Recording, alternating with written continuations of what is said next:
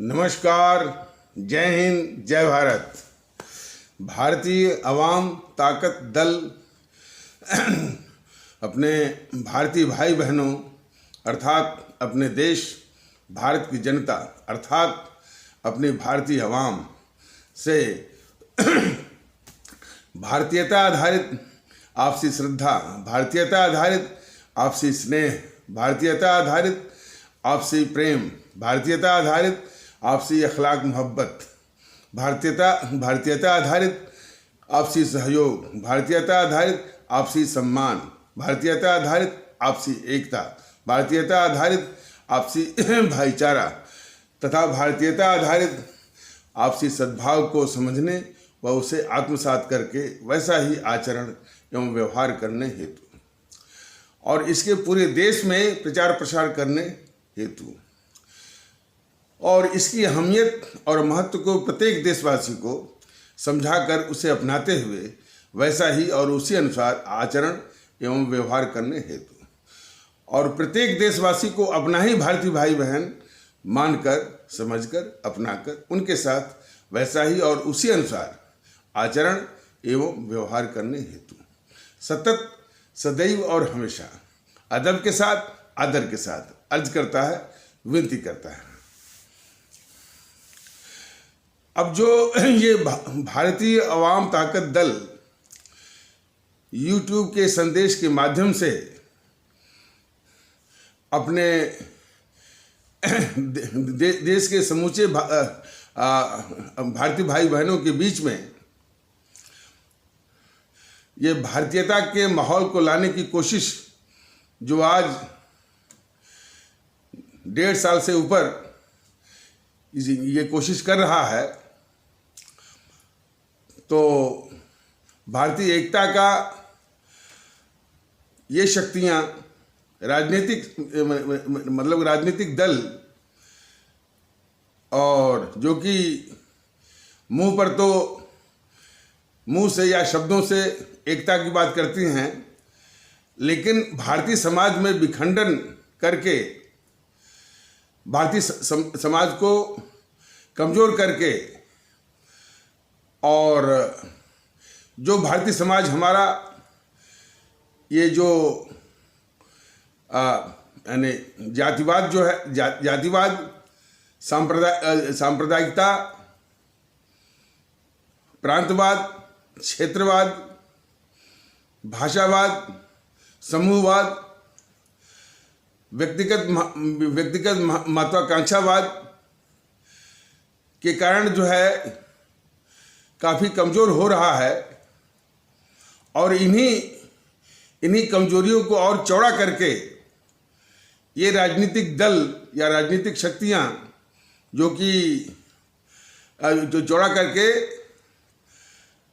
अपनी राजनीतिक या स्वार्थ की नीति या साजिश या जब चुनाव आता है तो चुनावी गणित भी इसी के आधार पर वो करती हैं।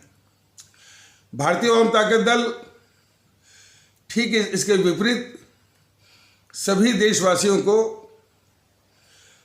भारतीयता के माहौल में सभी को अपना ही भारतीय भाई बहन मानकर, समझकर और सबको यह भी निवेदन करके, समझा करके कि हर एक भारतीय भाई बहन दूसरे देशवासी को वो अपना ही भारतीय भाई बहन समझे, माने और अपने एक भारतीय परिवार का ही वो सदस्य समझे और इसी भावना से, इसी इमोशन से या इसी जज्बे से वो आपस में और अपने भारतीय भाई बहनों के बीच में एहसास करे, महसूस करे, आचरण एवं व्यवहार करे, यही निवेदन बराबर वो करता आ रहा है।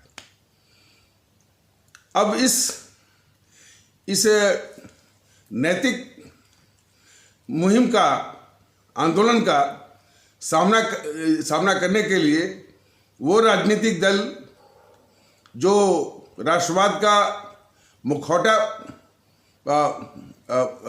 पहने हुए हैं राष्ट्रवाद का जिनका मुख्य चुनावी वो मुद्दा रहा है, और हमारे देश के लोग इसी राष्ट्रवाद पर आकर्षित होकर के इस भारतीय जनता पार्टी को 2 बार से बहुमत जो है वो दिलाते आए हैं। 2014 के संसदीय चुनाव में, और फिर जो है उसी के तारतम्य में 2019 में भी इसी राष्ट्रवाद पर हमारे देश के अधिकांश भारतीय भाई बहन आकर्षित होकर के उसी भारतीय जनता पार्टी के राष्ट्रवाद के मुद्दे पर आकर्षित होकर के इसको बहुमत और उससे भी अधिक संख्या में बहुमत दिलाए हैं। तो राष्ट्रवाद जो है भारतीय जनता पार्टी का सबसे एक फ्लैगशिप मुद्दा है उसका।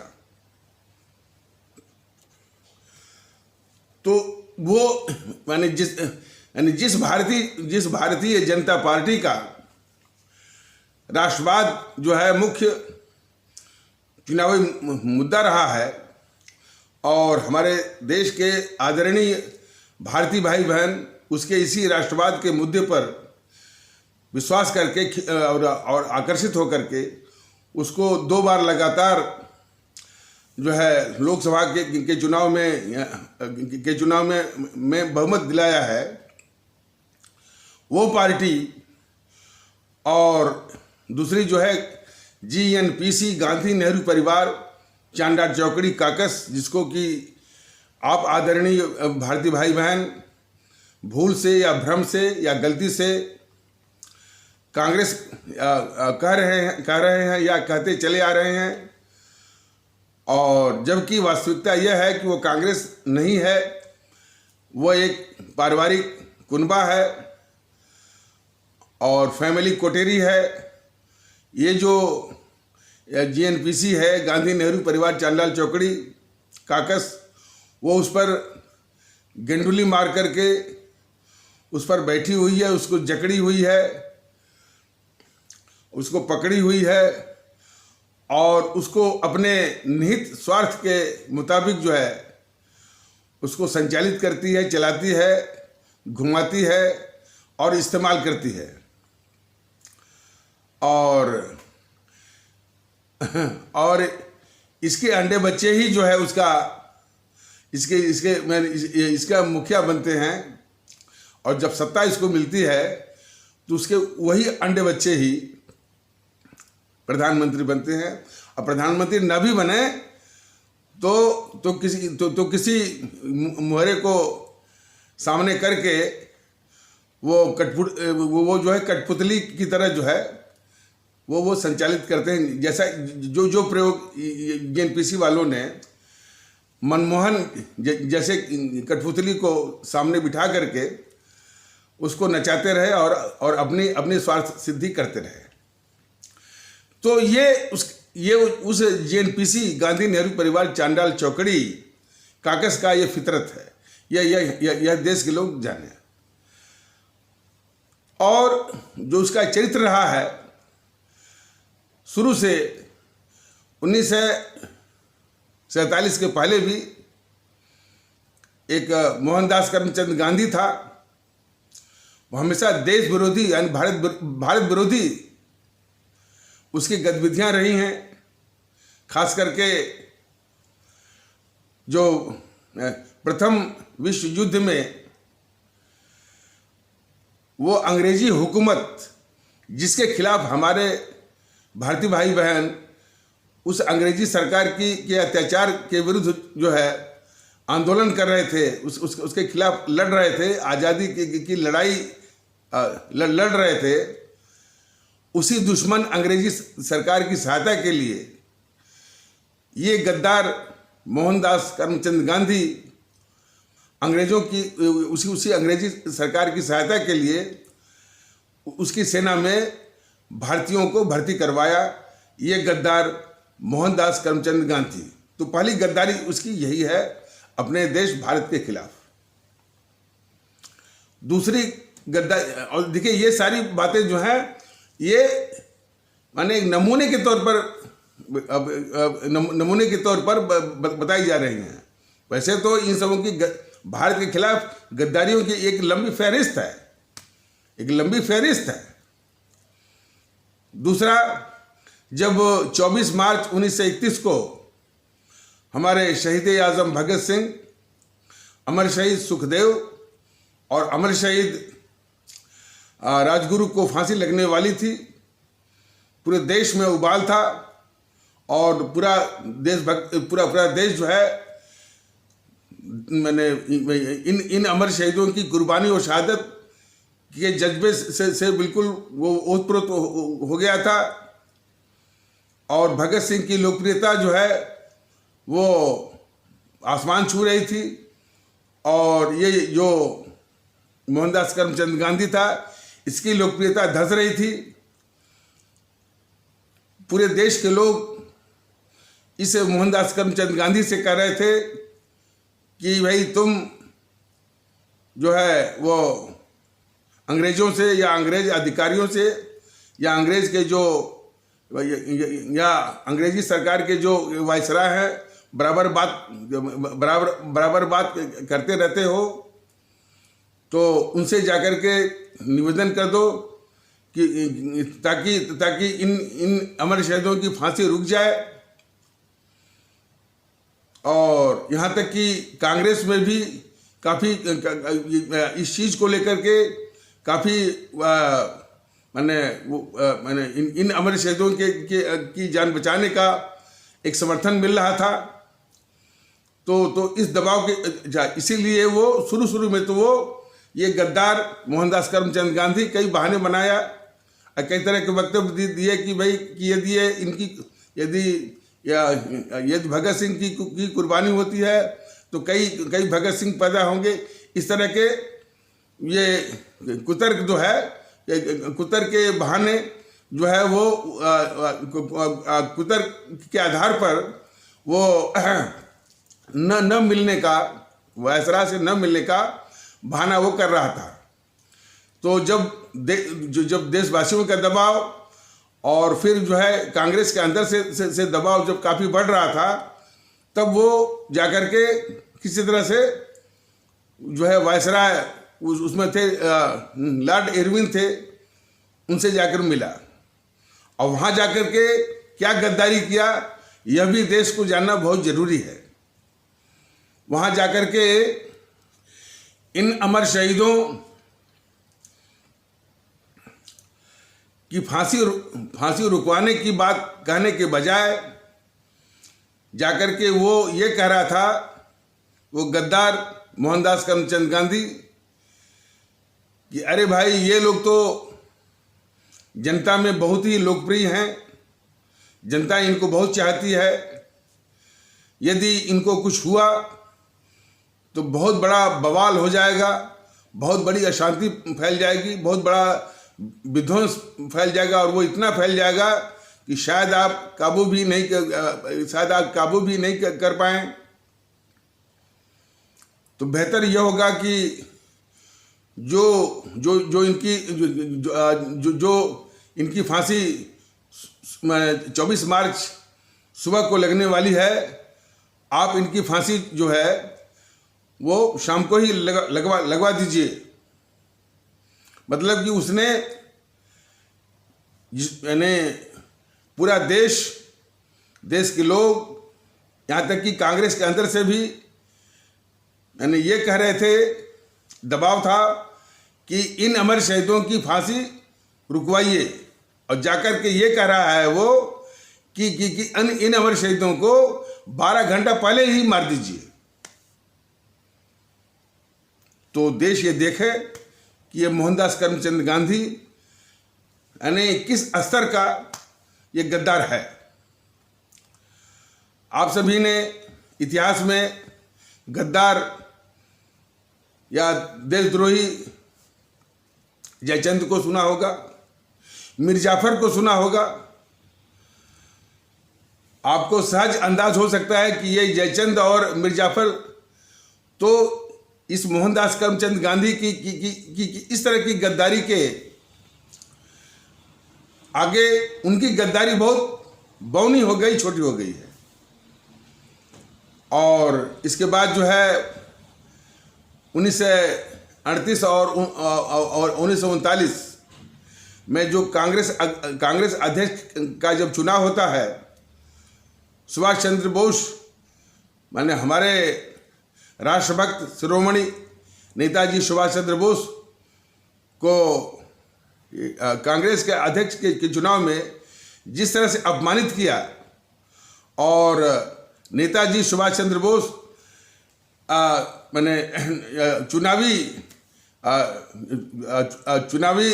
प्रतिस्पर्धा में इसके ये जो गद्दार था मोहनदास करमचंद गांधी, इसके उम्मीदवार सीताभीरमैया पट्टाभीरमैया को हरा भी दिया। यानी उस प्रतिस्पर्धा में इस गद्दार मोहनदास करमचंद गांधी के उम्मीदवार सीताभीरमैया पट्टाभीरमैया को हराने के बाद भी उसने माने वो चाल चली, वो साजिश किया कि नेताजी सुभाष चंद्र बोस को माने वो उस प्रतिस्पर्धा को जीतने के बाद भी उनको त्यागपत्र देना वो अपनी प्रतिष्ठा के अनुसार जो है जरूरी समझ गए। तो इतनी गद्दारी ये करता रहा मोहनदास करमचंद गांधी। और फिर तो इसने हद कर दी कि जब वो अंग्रेज जाने को हुए, हालांकि अंग्रेज को यहाँ से जाने में इसकी कोई भूमिका नहीं थी, उसमें भी जो आज़ाद हिंद फौज के 60,000 सैनिकों में से 26,000 सैनिक जो है अंग्रेजी सेना से लड़ते हुए, यानी इस देश को आज़ाद कराने के लिए आज़ाद हिंद फौज या वो अंग्रेजी सेना से लड़ते हुए जो कि रंगून से अंग्रेजी सेना को भगाते भगाते वो कोहिमा तक जो जिसमें आपके नागालैंड की राजधानी है वहाँ तक जो है आज़ाद हिंद फौज आ गई थी। और इसमें आज़ाद हिंद फौज के 26,000 सैनिकों में से नहीं वो 60,000 सैनिकों में से 26,000 सैनिक शहीद हो गए थे। तो इतने जो आज़ाद हिंद फौज के सैनिकों की शहादत के कारण जो है भारत की जो है मानी इस देश की जो है रॉयल इंडियन नेवी रिन में बगावत हो गई। और उसी के चलते जो है जो हमारी आर्मी थी असल सेना, उसमें भी बगावत होने वाली थी। इन दो कारणों से, और तीसरा एक कारण था कि वो अंग्रेज जो है द्वितीय विश्व युद्ध में काफ़ी आर्थिक रूप से या ऐसे भी वो टूट चुके थे। ये तीन प्रमुख कारण थे कि अब वो भारत छोड़ मैंने ये तीन वो प्रमुख कारण थे, यानी वो बगावत और जो द्वितीय विश्व युद्ध में जो है आर्थिक रूप से या अन्य कारणों से जो टूट चुके थे, तो वो भारत छोड़ने का मन वो बना चुके थे। इस चीज को ये दो गद्दार मोहनदास करमचंद गांधी और ये गद्दार जवाहरलाल नेहरू, इन सबों ने सूंघ लिया और भांप लिया। तो बस साजिश करने लगे कि सत्ता का जब हस्तांतरण हो, ट्रांसफर ऑफ पावर हो, तो सिर्फ जो है वो नेहरू को मिले। और ये सत्ता की जो छीनने की जो हवस है, इस मुल्क को, देश को बहुत बड़ी कीमत चुकानी पड़ी। उसके विषय में भारतीय जनता दल ने नमूने के तौर पर बताया होगा कि सन 1942 से लेकर 1946 तक जो है लगातार कांग्रेस के अध्यक्ष थे, उसमें मौलाना आज़ाद थे। तो उसमें अंग्रेज गए नहीं थे, अंग्रेजी हुकूमत थी। अंग्रेजी हुकूमत के रहते ही वो ट्रांसफर ऑफ पावर के लिए एक अंतरिम मंत्रिमंडल, एक इंटरिम कैबिनेट बनना था, और उस इंटरिम कैबिनेट या अंतरिम मंत्रिमंडल का प्रधानमंत्री वही होता जो उसमें कांग्रेस का अध्यक्ष होता। अब इन समूह को जल्दी पड़ी कि भाई वो कांग्रेस के अध्यक्ष की कुर्सी हथियानी है, यानी इन दो गद्दारों, कौन? मोहनदास करमचंद गांधी और जवाहरलाल नेहरू।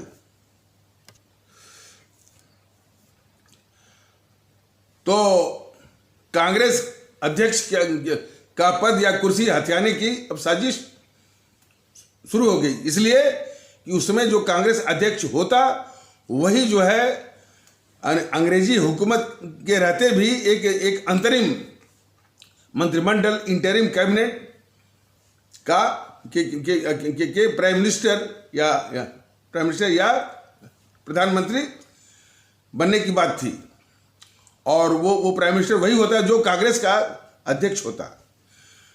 तो कांग्रेस के अध्यक्ष के चयन के लिए जो कांग्रेस का संविधान था, उस संविधान के अनुसार कि इसके लिए कांग्रेस की जो प्रांतीय इकाइयां, प्रोविंशियल यूनिट्स, वो प्रस्तावित करती थी।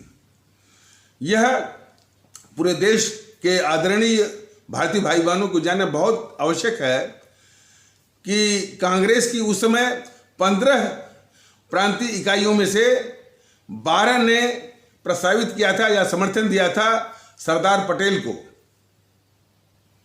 और 3 जो है किसी और को, 3 जो है एक जो है कि उनको सीता वीरमैया, पट्टा वीरमैया, एक जो है जेबी कृपलानी, एक जो है जो सी राजगोपालाचारी, ऐसे लोगों को किया था। और किसी ने भी इस गद्दार जवाहरलाल नेहरू के पक्ष में समर्थन नहीं दिया था। कहने के मतलब थे कांग्रेस में जवाहरलाल नेहरू को प्रधानमंत्री बनाने के लिए कांग्रेस में किसी का भी समर्थन नहीं था। यह देश को अच्छी तरह जानना चाहिए। उस समय कब? 1946 में। और तो जब ये सत्ता की छीना झपटी हो रही थी तो मोहम्मद अली जिन्ना, जो कि इस गद्दार जवाहरलाल नेहरू से ज़्यादा काबिल भी थे और उम्र दराज भी थे, काफ़ी सीनियर वो एडवोकेट भी थे और हर तरह से वो सक्षम और काबिल थे। तो उनको ये जो साजिश कर रहे थे सत्ता हथियाने की, ये दोनों गद्दार मोहनदास करमचंद गांधी और गद्दार जवाहरलाल नेहरू, उनसे देखा नहीं गया, इसलिए उन्होंने भी उस अंतरिम मंत्रिमंडल के प्रधानमंत्री पद का दावा उन्होंने कर दिया, दावा ठोक दिया। और जिन्ना साहब का जो मेडिकल सेक्रेटरी था, वह कांग्रेसियों को एक पत्र लिखा कि जिन्ना साहब को बोन टीबी हुई है, यानी हड्डी में तपेदिक एक बीमारी होती है, टीबी, बोन टीबी हुई है। उनके मेडिकल सेक्रेटरी के इस तरह कहने का तात्पर्य यही था कि चूंकि इनको बोन टीबी हुई है तो ये कुछ ही वक्त के मेहमान हैं। वो वक्त जो है कुछ दिन या कोई वो कुछ दिन का भी हो सकता है, कुछ महीने का भी हो सकता है और कुछ और एक आध साल का भी हो सकता है। तो जिन्ना साहब के वो मेडिकल सेक्रेटरी का ये जो लेटर जो है, ये पत्र जो कांग्रेसियों को लिखा गया था, ये पूरे देश में इसकी जानकारी फैल गई, पूरा सार्वजनिक हो गया। देश में इस विचार की लहर दौड़ गई कि इस देश का प्रधानमंत्री जिन्ना साहब को ही बनना चाहिए, इसलिए कि जिन्ना साहब को प्रधानमंत्री बनने में इस भारत देश का कोई नुकसान नहीं है, बल्कि चूंकि वो कुछ ही वक्त के वो मेहमान है, क्योंकि उनको जो है बोन टीबी हुई है, तो इसलिए कुछ ही वक्त के मेहमान है, तो कोई नुकसान नहीं है। फायदा क्या है कि देश के ऊपर जो विभाजन का, देश बढ़ने का जो खतरा है वो टल जाएगा, खतरा जो हट जाएगा। ये बहुत बड़ा फायदा है। तो इस बात को लेकर के पूरे देश में इस विचार की लहर दौड़ गई कि इस देश का प्रधानमंत्री यानी जनता में, यानी आवाम में, अपने भारतीय भाई बहनों में कि इस देश का प्रधानमंत्री जिन्ना साहब को ही बनना चाहिए।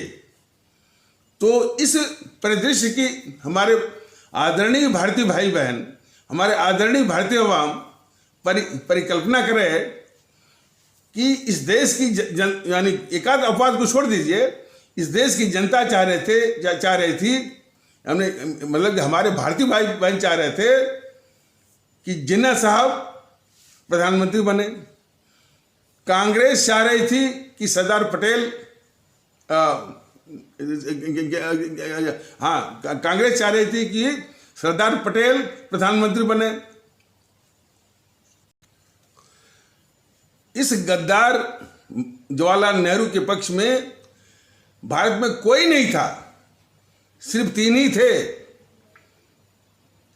यदि उसमें जो है वो गद्दार जवाहरलाल नेहरू को भी जोड़ दिया जाए तो एक गद्दार जवाहरलाल नेहरू, गद्दार मोहनदास करमचंद गांधी और वो माउंटबेटन, ये 3 ही लोग जो है उसके पक्ष में थे। बाकी उस समय देश में कोई नहीं था। तो आप आदरणीय भारतीय भाई बहन ये सहज में कल्पना कर सकते हैं कि इन समूह ने मिलकर के कितनी बड़ी साजिश किया होगा, कितना बड़ा षड्यंत्र या कंस्पिरेसी की होगी कि इन दोनों मुमकिनात, पॉसिबिलिटीज, संभावनाओं को कुचल करके ये जो है सत्ता हथियाया होगा। इस बात का अंदाजा जो है हमारे आदरणीय भारतीय भाई बहन बहुत आसानी से कर सकते हैं और वैसा किया भी। इसके बाद जो है एक नाटक किया इसने, गद्दार मोहनदास करमचंद गांधी ने ये सिखाया कि तुम अब कांग्रेस में धमकी दो कि यदि हमको प्रधानमंत्री नहीं बनाया गया तो मैं कांग्रेस को तोड़ दूंगा। अब इस षड्यंत्र जो इसने शुरू किया, देश को बांटना तो अंग्रेज भी चाहते थे और इसके पहले वो 5 से 62 रियासतों में बांट भी चुके थे। और उसको तो वो सरदार पटेल ने अपनी यानी कूटनीतिक योग्यता के कारण जो है उन 5 से 62 रियासतों को मिला करके 5 से 62 रियासतों को भारत में विलय करवाया और भारत देश बना। लेकिन फिर भी उस भारत में फिर एक वो टुकड़ा यानी बांटने का की बहुत बड़ी इच्छा जो है वो अंग्रेजों की थी। तो बांटना तो जो है अंग्रेज भी चाहते थे या जो माउंटबेटन भी चाहता था, लेकिन उसका इल्जाम अपने कंधे पर लेना नहीं चाहता था। तो उसने जो है वो शर्त रखी कि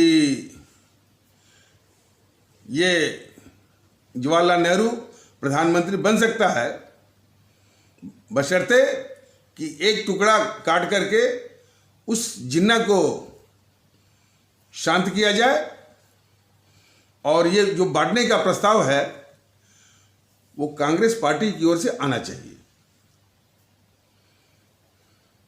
इधर ये गद्दार मोहनदास करमचंद गांधी देशवासियों को धोखा दे रहा था, एक झूठी दिलासा दे रहा था और एक झूठा आश्वासन दे रहा था और लोग भरोसा भी कर रहे थे। कह रहा था कि पाकिस्तान बन नहीं सकता, पाकिस्तान मेरी लाश पर बनेगा। और लोगों ने देखा था कि भाई ये बुढ़ा जो है वो यानी आंदोलन करेगा, अभियान करेगा, चलाएगा, धरने पर बैठ जाएगा, आमरण अनशन करेगा, मर जाएगा चूंकि ये कह रहा है मर जाएगा, लेकिन ये पाकिस्तान बनने नहीं देगा। लोगों ने भरोसा किया, लेकिन ये गद्दार मोहनदास करमचंद गांधी की गद्दारी तो देखिए ना। एक तो हाँ, वो कैसे कांग्रेस अध्यक्ष मैंने ये बनाया इस मोहनदास करमचंद गांधी ने, जब इस गद्दार जवाहरलाल नेहरू के पक्ष में कांग्रेस के अंदर कोई नहीं था, तो ये जो है सबसे इस्तीफा, मैंने जिनके समर्थन में जिनके कांग्रेस अध्यक्ष पद के लिए समर्थन आया था, जैसे सीता भी रमैया, पट्टा भी रमैया से इस्तीफा लिया, जेबी कृपलानी से लिया, राजगोपालाचारी से लिया, और फिर ये सरदार पटेल जो है इस्तीफा त्यागपत्र वो नहीं दे रहे थे, लेकिन उनको भी दबाव में लेकर के जिनके समर्थन में 15 में से 12 प्रांतीय इकाइयां प्रस्तावित कर रहे थे, उनसे भी इस्तीफा लिया। और फिर उसको आगे किया इस गद्दार जवाहरलाल नेहरू को, जिसके समर्थन में कांग्रेस में कोई था ही नहीं। ये गद्दारी जो है मोहनदास करमचंद गांधी की, पूरे देश के लोग, हमारे पूरे देश के सभी आदरणीय भारतीय भाई बहन बहुत गौर से देखें।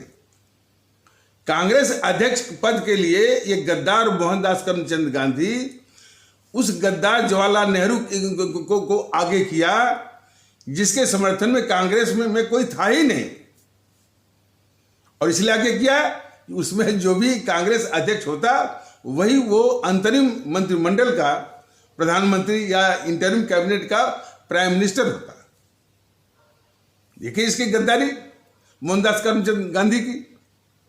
और दूसरा धोखा अपने देश की जनता को दे रहा था कि पाकिस्तान मेरी लाश पर बनेगा। लोगों ने भरोसा किया कि भाई ये बुढ़ा कुछ भी हो जाएगा, मर जाएगा, आंसर कर देगा, लेकिन ये जब कह रहा है तो पाकिस्तान नहीं बनेगा और ये पाकिस्तान बनने नहीं देगा। ये लोगों ने भरोसा किया।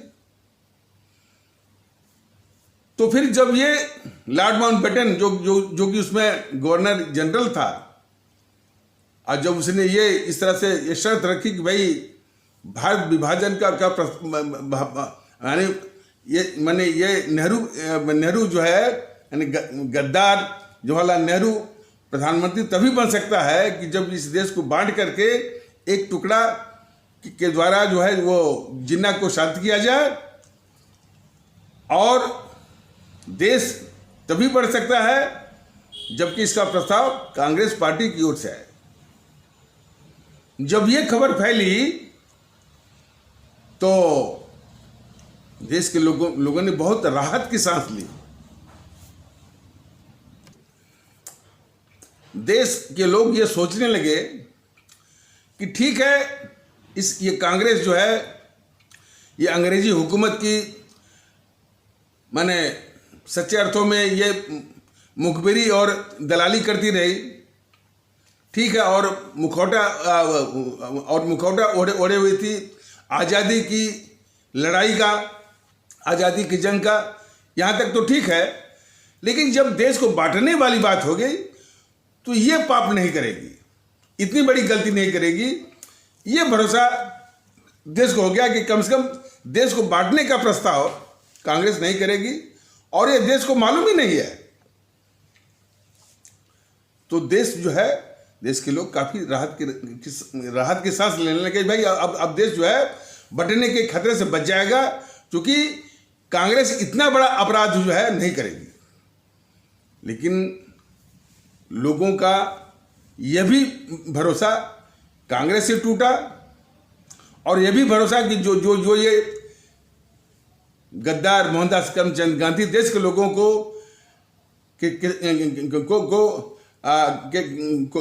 के साथ जो विश्वासघात किया, कहा कि पाकिस्तान मेरी लाश पर बनेगा, और वही मोहनदास करमचंद गांधी कांग्रेसियों को फिर दबाव में लिया और बोला कि ये जो जवाहरलाल नेहरू है, ये माउंटबेटन के सामने धमकी दिया है कि यदि इसको प्रधानमंत्री नहीं बनाया गया तो ये कांग्रेस को तोड़ देगा, और कांग्रेस का टूटना इसमें ठीक नहीं है। इसमें कांग्रेस को बचाए रखना जरूरी है। तो कांग्रेस को बचाने के लिए देश को तोड़ना जरूरी है, देश का विभाजन जरूरी है। यह जो है कांग्रेसियों को जो है समझाने में कामयाब हो गया। कौन? ये गद्दार मोहनदास करमचंद गांधी। और उस कांग्रेस ने जो कि कांग्रेस तैयार थी ही नहीं, माने भारत विभाजन के प्रस्ताव के पक्ष में यानी कांग्रेस थी ही नहीं, लेकिन उसको दबाव में लेकर के, और ये एक बहुत ही झूठा और कुतर्क दे करके कि कांग्रेस को बचाने के लिए जो है भारत विभाजन अनिवार्य है, जरूरी है, ये जो है समझाने में कामयाब हो गया गद्दार मोहनदास करमचंद गांधी। और भारत विभाजन का प्रस्ताव जो है कांग्रेस ने पारित कर दिया।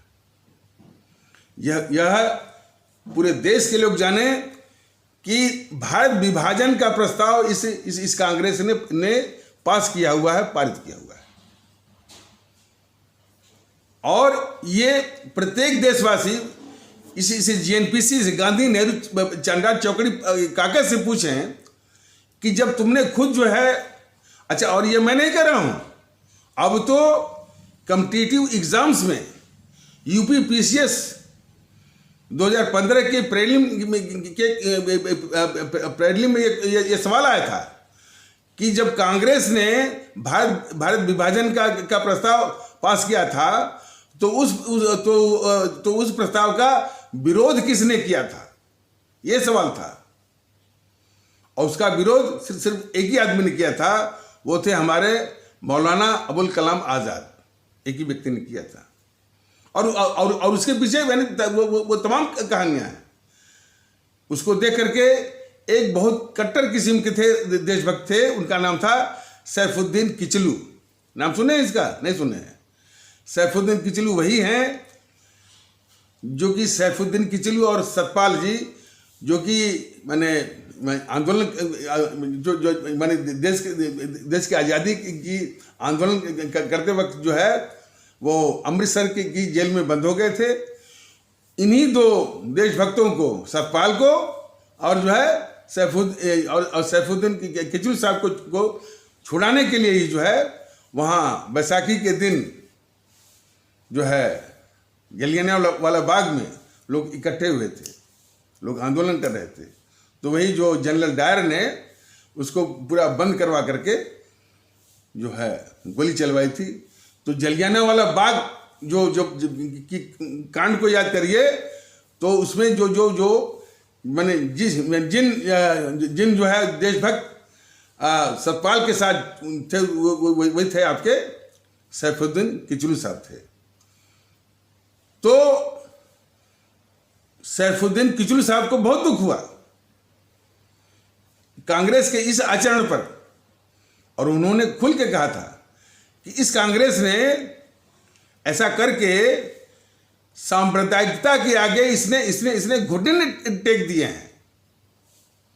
ये उद्गार थे हमारे, ये उद्गार मैंने ये दुख भरी आवाज में बोले थे सैफुद्दीन किचलू साहब कि इस कांग्रेस ने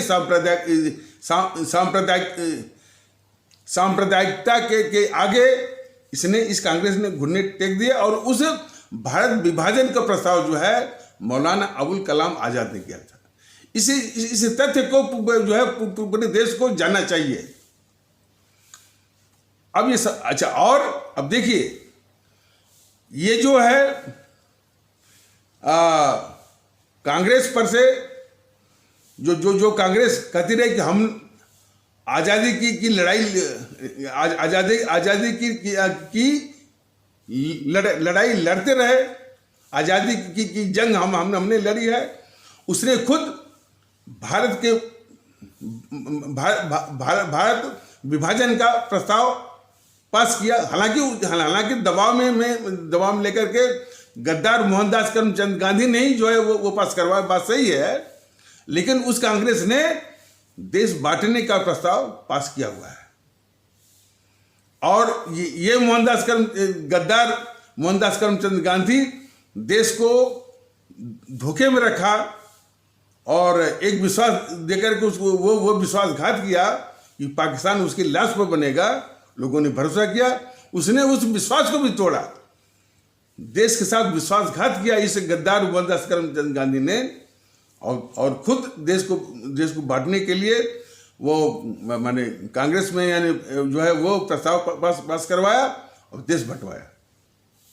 इस हकीकत को, सच्चाई को हमारे समूचे आदरणीय भारतीय भाई बहन, हमारी समूची भारतीय अवाम अच्छी तरह से जान ले। लेकिन फिर भी ये इल्जाम जो है देश बांटने का जिन्ना साहब के मत्थे पर। इस संबंध में ये बात कई बार आ गई है कि जब कांग्रेस खुद देश विभाजन का प्रस्ताव पास कर रही है और ये गद्दार मोहनदास करमचंद गांधी जो है देश को धोखा दे रहा है कि माने पाकिस्तान उसकी लाश पे बनेगा, तो फिर उसका इल्जाम जो है वह किसी दूसरे के मत्थे पर या जिन्ना साहब के मत्थे पर कैसे यह मर सकती है। लेकिन देखिए कितनी बड़ी साजिश, फिर उसे भी बड़ी साजिश किया कि पूरा इल्जाम जो है जिन्ना साहब के मत्थे पर। आज देखिए तमाशा, ये पूरा टीवी चैनलों पर वो जितने भी आतंकवादी होते हैं वो बोलते हैं जिन्ना की आर्मी। वो साइकोलॉजिकल मेस्मराइजेशन, एक मानसिक जो है वो नजरबंदी कि जिन्ना साहब को जो है वो माना जाए। देखिए जिन्ना साहब ने जब इस तरह की साजिश कर रहे थे सब सत्ता हथियाने की जो है, तो उन्होंने डायरेक्ट एक्शन की बात कही थी। बात सही है, चूंकि ये कांग्रेसी बोलेंगे डायरेक्ट एक्शन, तो डायरेक्ट एक्शन था इन्हीं गद्दार जो है, जो ये मोहनदास करमचंद गांधी और गद्दार जवाहरलाल नेहरू और उनके चंगू मंगू चमचों के खिलाफ ये उनका था, डायरेक्ट एक्शन था। लेकिन हर चीज को ये सब जो बड़े शातिर होते हैं जीएनपीसी वाले, उसको सांप्रदायिक माने झगड़े में परिवर्तित कर देने में, ये अभी आपने देखा कि कृषि कानून बना, कृषि कानून के बहाने किस तरह से इन सब ने इतनी बड़ी हिंसा, इतना बड़ा उपद्रव, इतना बड़ा जो है वो विध्वंस यानी इन सबों ने किया था। दो अवसर, सीए पर भी और जो है आपका कृषि कानून पर भी। इसी से अंदाज हो जाएगा कि ये जो है किसी भी बात को किसी दूसरे यानी देश विरोधी और भारत को अस्थिर करने वाली घटना में तब्दील करने की इनकी क्षमता होती है। तो जिन्ना साहब ने जो डायरेक्ट एक्शन की बात कही थी, तो इन्हीं दुष्टों के, कौन दुष्ट गद्दार थे, जो है गद्दार जवाहरलाल नेहरू और गद्दार जो है ये मोहनदास करमचंद गांधी और उनकी चमचा मंडली के खिलाफ। लेकिन वो इन सबों ने तब्दील कर दिया सांप्रदायिक दंगों में। अब जब सांप्रदायिक दंगा एक बार भड़क जाता है तो यानी कहाँ पर कितने मरे, कहाँ पर कितने मरे, उसी बात को लेकर के सब वो घुमाते रहते हैं और पेरते रहते हैं। और इसमें हम नहीं कहते, इसमें इस्लाम आस्था वाले भी जो है कुछ जो उपद्रवी होते हैं। और ये हमेशा जान लीजिए, मैंने भारतीय जनता दल बराबर बताता है कि जो उपद्रवी तत्व हो हैं, इस्लाम आस्था से उपद्रवी, हिंसक या असामाजिक या कट्टरवादी तत्व जो है, वो इसी जीएनपीसी गांधी नेहरू परिवार चंदा चौकड़ी के ही जो है वो एजेंट होते हैं। यहीं पर ये होते हैं। इस सच्चाई को हर एक देशवासियों को या हर एक जो है आदरणीय अपने भारतीय भाई बहनों को, आदरणीय भारतीय अवाम को अच्छी तरह से समझ लेना चाहिए कि इस्लाम आस्था वाले भारतीय भाई बहनों के समाज में जितने भी माने जो भी एक छोटा सा हिस्सा है, एक छोटा सा वो परसेंटेज होता है कट्टरवादियों का, हिंसक का, उपद्रवियों का, लेकिन वो एजेंट किसके होते हैं? इसी जीएनपीसी के होते हैं, इसी गांधी नेहरू परिवार चांडाल चौकड़ी काकस के होते हैं। इसी को न समझने की भूल जो है बराबर जो है हमारे भारतीय भाई बहन और वही भ्रम ये फैलाते रहते हैं, ये बीजेपी वाले और आरएसएस वाले और हिंदू सनातन आस्था वाले भारतीय भाई बहनों समाज के भी जो कुछ कट्टरवादी और हिंसक तत्व हैं, वो भी एजेंट होते हैं, इन्हीं के होते हैं, लेकिन वो भेष बदल करके। तो अब समझ लीजिए, ये तो रहा देश बांटने का। फिर हमारे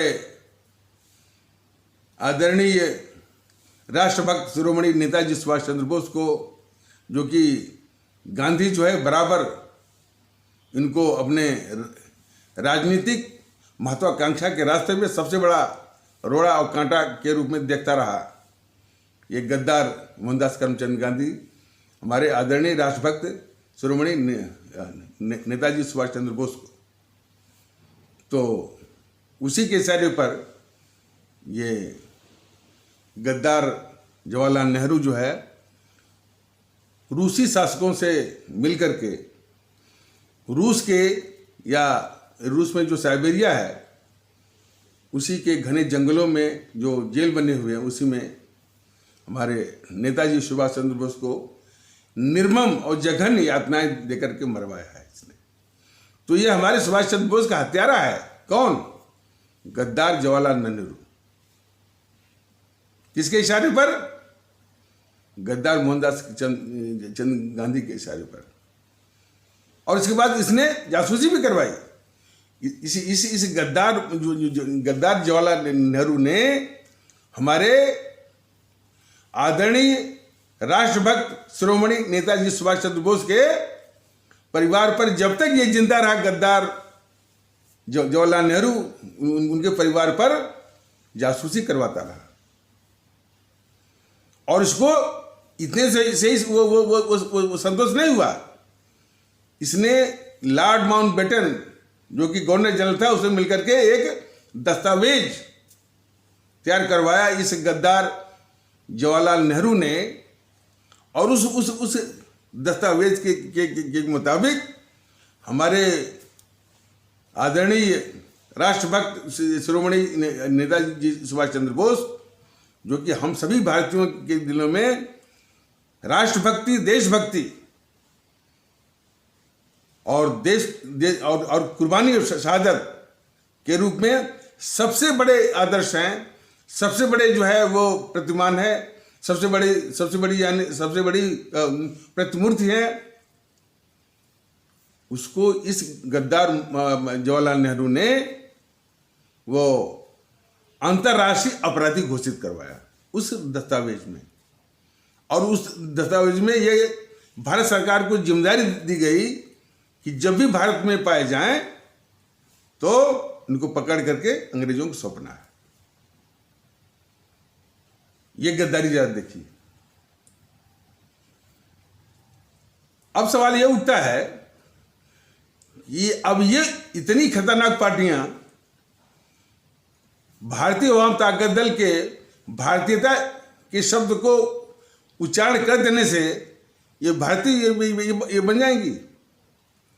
भारत की इतनी बड़ी दुश्मन पार्टी जेएनपीसी जो है, वो सिर्फ भारतीयता के शब्दों के उच्चारण मात्र से वो बन जाएंगी। और इस नेहरू के गद्दारी का सिलसिला यही नहीं रुकता है, और भी है, लेकिन चूंकि ये एपिसोड वो लंबा हो रहा है, लंबा न हो जाए तो आगे आने वाले में ये बोला जाएगा। जिसमें सत्ता का हस्तांतरण हो रहा था 1947 में, अंग्रेज जो है इसको 5 से 62 रियासतों में बांटे थे। फिर जब 5 से 62 रियासतों को सरदार पटेल ने अपनी कूटनीतिक क्षमता से उसको भारत में विलय करवाया, तो फिर वो पाकिस्तान का टुकड़ा इन सबों ने इन दो गद्दारों ने जो है अलग अलग वो मैंने कराया पाकिस्तान को। और पाकिस्तान अलग ही नहीं हुआ, हमारे 25 से 30 लाख लोग इसी मारकाट झगड़े में हलाक हो गए, जाने गंवाए। तो ये जो गद्दार जवाहरलाल नेहरू है, ये 25 से 30 लाख हमारे भारतीय भाई बहनों की लाश पर, उनके खून पर और 3 करोड़ लोगों के उजड़े घरों के मंजर पर इसने सत्ता हथियाने की हवस जो है पूरा की। इसने इतने ऊंचे स्तर का, मैंने पूरे इतिहास में आपको मिलेगा नहीं। आज उसके पार्टी के लोग, चूंकि भारतीय आवाम ताकत दल की जो भारतीयता लोगों में लोकप्रिय हो रही है, तो उनके शब्दों को चुरा करके और उसका उच्चारण करके जो है वो भारतीय बन जाएंगे। भारत के भारत के इतने बड़े वो दुश्मन। और उसी सत्ता हस्तांतरण के वक्त, मतलब कि 1947 के आसपास, ये कम्युनिस्ट वाले वाले कह रहे थे कि भाई इस देश के 70 या 72 टुकड़े करने चाहिए। ये बराबर भारत को, मैंने भारत के अंदर 70 या 72 जो है राष्ट्र होने चाहिए। तो भारत को जो टुकड़े की बात का समर्थक रहा है, वो भारतीय आवाम ताकत दल के लोकप्रिय जो है भारतीयता के शब्दों के उच्चारण से वो भारतीयता का समर्थक बन जाएगा। वो इस देश के लोग बहुत अच्छी तरह वो पहचानेंगे। और बाकी तो जो है इन्हीं भारतीयता विरोधी, भारत विरोधी जो ताकतें हैं, जीएनपीसी, गांधी नेहरू परिवार चंद्रा चौकड़ी काकस या वामदल या गांधी नेहरू परिवार चंद्रा चौकड़ी काकस, इन्हीं की बाकी उपज हैं। टीएमसी तो इसी से निकली है।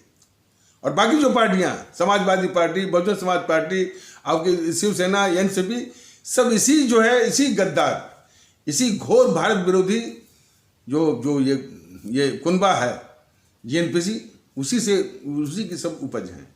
तो आज जो है भारतीय आवाम ताकत दल की जो मुहिम है, जो अवधारणा है, जो कोशिश है भारतीयता का सिर्फ भारतीय शब्द को चुरा लेने से, भारतीय शब्द का उच्चारण कर लेने से ये भारतीयता के समर्थक ये बन जाएंगे। और भारतीयता के पोषक बनेंगे। भारत के इतने खतरनाक दुश्मन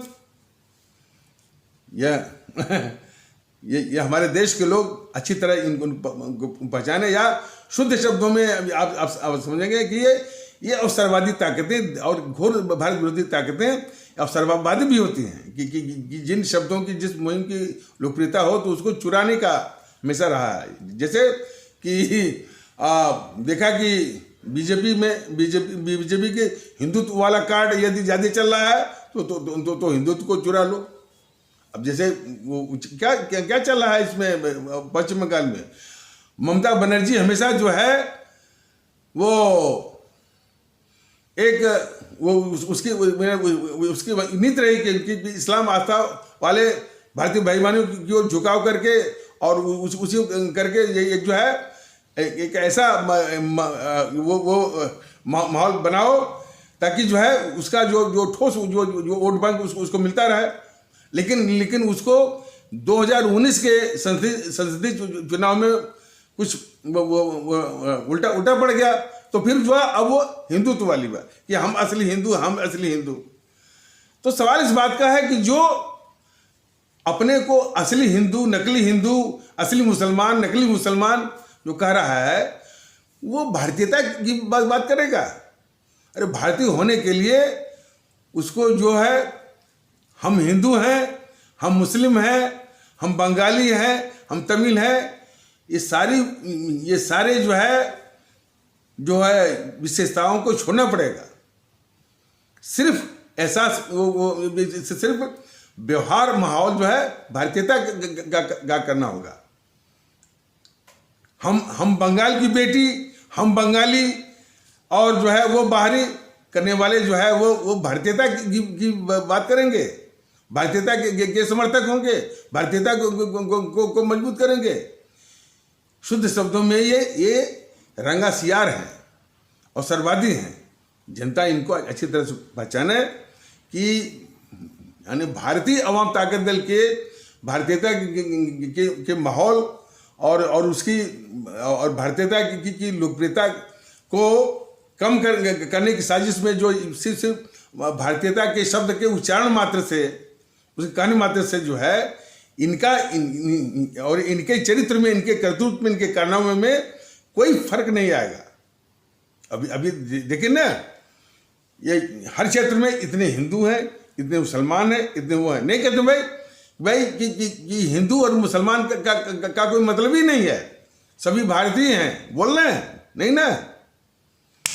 तो ये अवसरवादियों को अच्छी तरह से हमारे आदरणीय भारतीय भाई बहन पहचाने और सिर्फ यानी भारतीय अवाम ताकत दल के भारतीयता की मुहिम में भारतीयता शब्द को चुराने मात्र से जो है ये भारतीयता के समर्थक नहीं बन जाएंगे, भारतीयता के पोषक नहीं बन जाएंगे, बल्कि उसके दुश्मन ही रहेंगे। और इनका जो चरित्र है, इनकी फितरत है, जो कारनामे, जो इनके करतूत है, उसको हमारे आदरणीय भारतीय भाई बहन अच्छी तरह से पहचाने। और इनका इलाज वही नोटा, यही वक्त है। और ये भी एपिसोड में मौका नहीं मिला, आगे आने वाले में चुनाव आयोग से बिल्कुल ये दरख्वास्त करेगा कि नोटा जब दबाया जाता है, नोटा का जब इस्तेमाल किया जाता है, तो वो जो है सही ढंग से जो है वो उस ईवीएम मशीन में परिलक्षित होना चाहिए, रिफ्लेक्ट होना चाहिए। इसकी व्यवस्था चुनाव आयोग जरूर करे। मान लीजिए ये भारतीय अवाम ताकत दल की मुहिम एक क्रांति का रूप लेती है और जनता इसका फैसला करती है कि भाई नोटा ही हमको दबाना है, और उसमें ये चुनाव आयोग की ये खामी कि नोटा दबाने पर भी उसमें वो रिफ्लेक्ट ना हो, ये सबसे बड़ा अपराध होगा चुनाव आयोग का। इसलिए आगे आने वाले एपिसोड में ये बिल्कुल दरख्वास्त करेगा कि नोटा की बिल्कुल वो एक माकूल व्यवस्था करे उसको, ताकि वो विफल न हो। और जनता में यदि इस बात की क्रांति आती है, वेलवेट रिवोल्यूशन आता है कि इन सभी जो है भारत विरोधी ताकतें, वो काले अंग्रेज, सफ़ेद अंग्रेजों की औलाद, उनकी संतान, उनकी ब्रीड को सफाया करना है, इनसे आज़ादी पानी है। तो उस रास्ते में चुनाव आयोग की ईवीएम मशीन जो कि प्रॉपरली जो है नोटा को रिफ्लेक्ट न करती हो, वो रास्ते में ना है। तो खैर ये एपिसोड लंबे हो जा रहे हैं, फिर भी अपने भारतीय भाई बहनों से ये विनती है कि मैंने यूट्यूब के माध्यम से जो निवेदन है भारतीय अवाम ताकत दल का, इसको अधिक से अधिक इन क्षेत्रों में, असम, पश्चिम बंगाल, केरल, तमिलनाडु, पुदुचेरी में इसको फैलवाएं, प्रसारित करवाएं और हमारे आदरणीय मतदातागण भारतीय भाई बहनों में जन जन तक वो पहुंचाएं।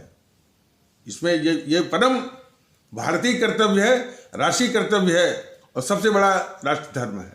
तो इन्हीं शब्दों के साथ इस आवश्यक परिचर्चा को यहीं पर विराम दिया जाता है। तब तक के लिए नमस्कार, जय हिंद, जय भारत।